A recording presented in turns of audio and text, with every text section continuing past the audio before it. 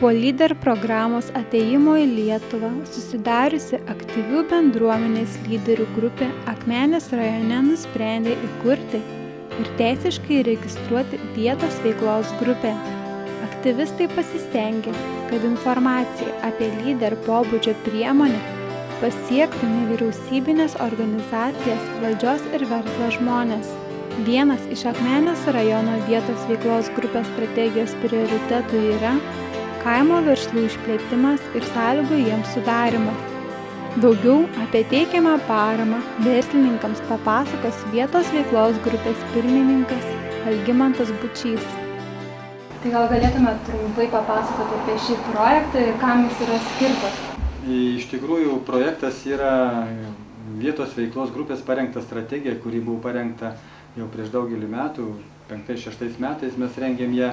Ir bendruomenės dalyvavo, verslininkai dalyvavo, bet laikas praėjo iš tikrųjų ir mes jau dabar einam į gyvendinimo laikotarpį, kada žinom, tie viešieji projektai jau praktiškai yra pinigai išnaudoti, bet verslo pinigai, kurių buvo apie 1,5 milijono, šiuo metu dar yra likutis apie 1 milijoną ir tikimės, kad būtent jau parengė bendrą paketą su darbo birža, su kreditų unija, su savivaldybė. Galim, tikėtis, kad verslininkų sudomins ir ta mūsų parama, kuri yra, galbūt dideliam verslui ir neženkli, bet kadangi remiam mažasias įmonės ir naujas įmonės, tai iš tikrųjų turėtų būti patraukli. O kada prasidėjo šitas projektas ir kada maždaug baigsis?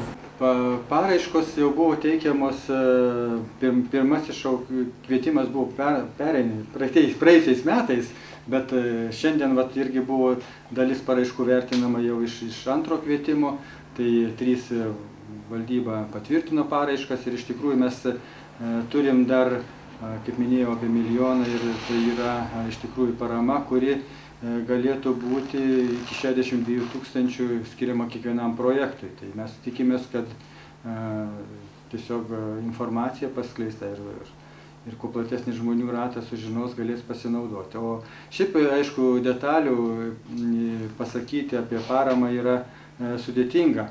Tiesiog mes pakviestume atvykti į mūsų, Kudirkos 27 į vietos veiklos grupės būstinę ir ten detaliau sužinoti apie galimybę gauti paramą, apie verslo sritį, kurią gali būti tie pinigai investuoti.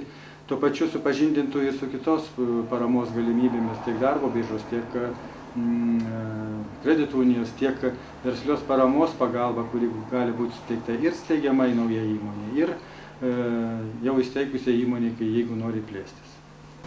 Kokie būtų gal pagrindiniai tie kriterijai, norint gauti tą paramą? Na, iš tikrųjų, kriterijas tai yra pagrindinis, kad atitiktų mažosios įmonės statusą, tai iki 10 žmonių. Bet visa kita yra žiūrima į detalės, kurios verslininkas pats turbūt turi verslo idėjoje. Ir jeigu jisai ateis ir padiskutuos, man atrodo, kad atsiras galimybių, visiems tą paramą kažkokiu būdu įkomponuoti į jo verslo idėją. Gal buvo jau kas pasinaudojo net keletą kartų šią paramą? Šiandien iš tiesų tvirtinom Visible Construction paraišką antrąją, kurie pateikė jau vieną įgyvendino ir pateikė antrąją ir iš tikrųjų verslo projektas buvo pripažintas tinkamu ir vertintu ir mūsų valdyba nagrinėjo ir iš tikrųjų galima naudotis tą paramą, jeigu tik yra susidomėjimas. Mes turim gražių pavyzdžių iš tikrųjų iš tų projektų ir kepyklėlė Akmenės, ten Merci mieste iš tikrųjų labai graži šeimos įmonė susikūrė.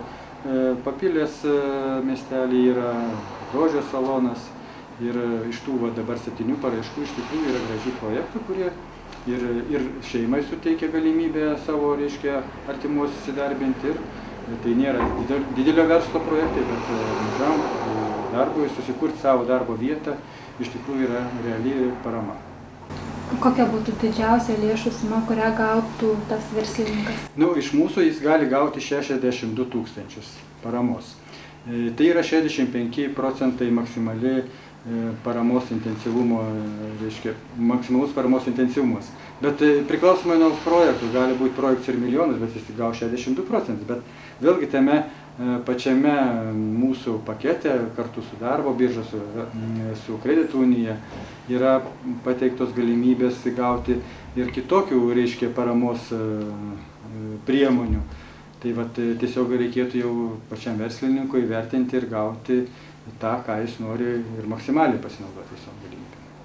Tai kur pirmiausia verslininkui eiti, norint šitos? Akmenės vietos veiklos grupės būstinė yra mūsų merginos administratorės, kurios išaiškins visas galimybės gauti paramą, supažindins su kitom priemonėm paketo ir tuo pačiu supažindins su žmonėm, kurie padėtų tą paramą gauti iš kitų institucijų, kurias ir minėjau. Liepos 30 dieną Akmenės rajono savivaldybėje vyko konferencija, kurioje verslininkai norėjo daugiau sužinoti apie vietos veiklos grupės teikiamą paramą. Mes prieš 5 metus parengėm strategiją, kada buvo verslo pakilimas iki krizės ir tikėjomės, kad čia labai verslininkams bus įdomu, reiškia, paraiškas ir projektus rengti ir gauti paramą. Bet dėja, jau antras ar trečias kvietimas ir visokiais būdais mes bandom surasti paraiškų teikėjus, bet nesiseka, todėl kad tiesiog mums yra rodikliai užduoti strategijoje, 25 paraiškos turi būti pateiktas, tai jau turim dabar šiai dienai 7, šiandien patvirtinam dar atrankos projektų komitete 3, bet kadangi pinigai turi būti kontraktuoti, ko gero, iki metų galo, tai bent jau mums rekomenduoja ministerija, kad galbūt kažkokie pakeitimai. Tai tikimės, kad bendrą paketą parengė su darbo birža, su kredito unija ir savivaldybė, mes kažkaip labiau sudominsim jums pinigais, kurie iš tikrųjų yra nemokami, kad reikia juos paimti. Praktiškai dar nekontraktuotų pinigų yra apie 1 milijonas. Tiesiog mes turim orientuotis į rodiklius, tos, kurie yra mūsų nustatyti strategijoje, tai yra tie 25 projektai ir atitinkamas darbo vietų įsteigimas, reiškia 40 strategijos, reiškia tai, o maksimali paramos vertė pagal mūsų dabar, reiškia, galimybės yra 62 000. Ir tas paramos intensyvumo 65%. Tai va. Tiesiog jūs turit informaciją to paketo, ką mes bandėm čia prieš kurį laiką diskutuoti su darbo birža, su savivaldybė kartu ir su kredito unija. Tai tiesiog yra tam tikri momentai, kurie galbūt ir sudomina ir jūs galėtumėte paklausti mūsų čia dabar esančių, kas jūs domina. Bandysim atsakyti, jeigu kažko nežinosim, tai bandysim įsiaiškinti ir pagal jūsų užsiregistruotas koordinates susiekti ir pateikti informaciją. Tai tiesiog galvojam, kad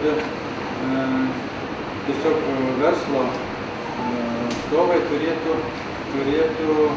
kažkaip įsijungti tos mūsų bendros strategijos įgyvendinimą. Nes kai ruošiam strategiją, aišku, buvo tų verslininkų kažkokių pasiūlymų, bet jau praėjo 6 metai, gal 7, viskas pasikeitė, atsirado naujų idėjų galbūt ir tiesiog tikimės, kad tie pinigai visiems kažkaip turėtų panaudoti verslui. Nes priešingą atveju mes turėtume tada kreiptis į Žemės ūkio ministeriją, nes dabar neleidžia strategijos pakeitimų, bet jau jokių būdų mes nenorėtume, kad pinigų neįsisavintų tie, kurie yra, reiškia, skirti būtent verslui.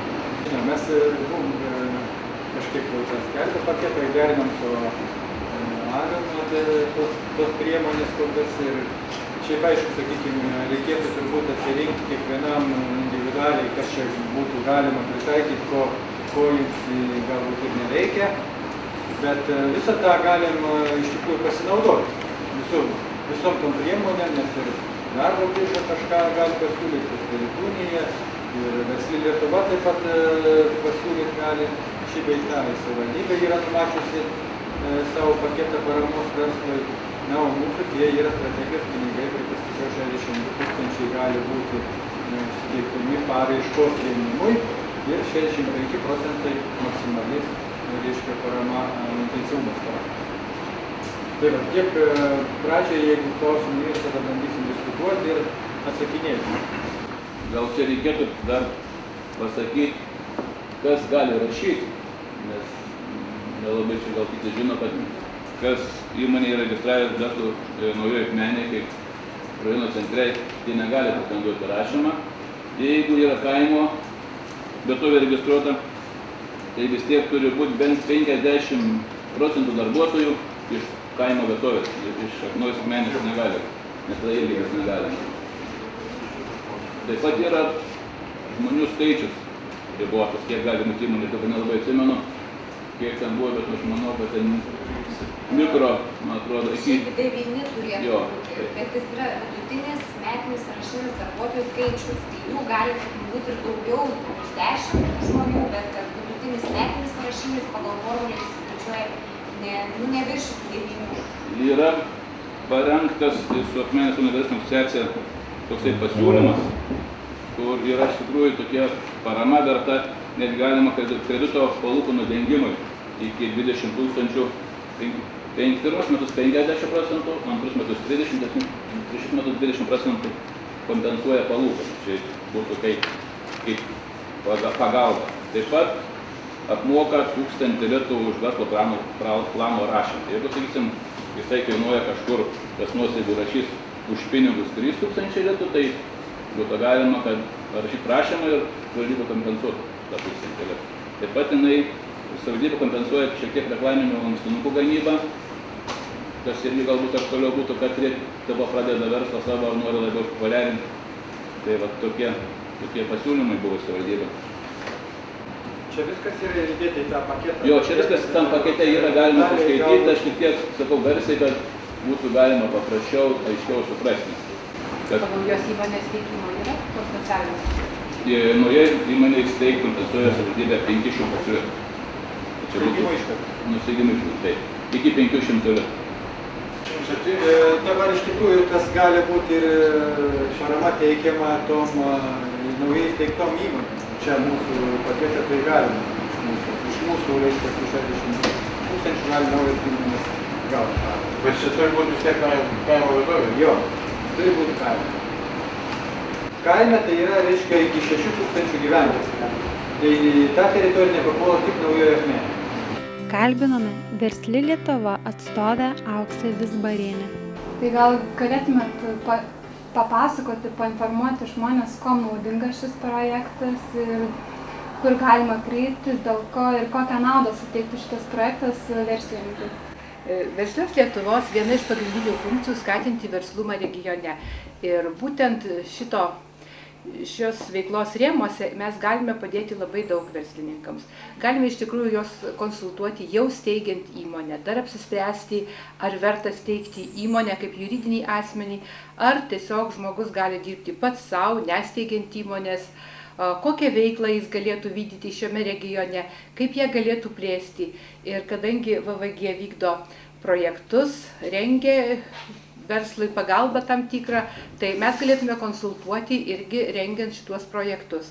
Nes viskas, kas susijęs su verslu, su verslo plėtra, iš tikrųjų tai yra mūsų galimybė padėti naujam verslui.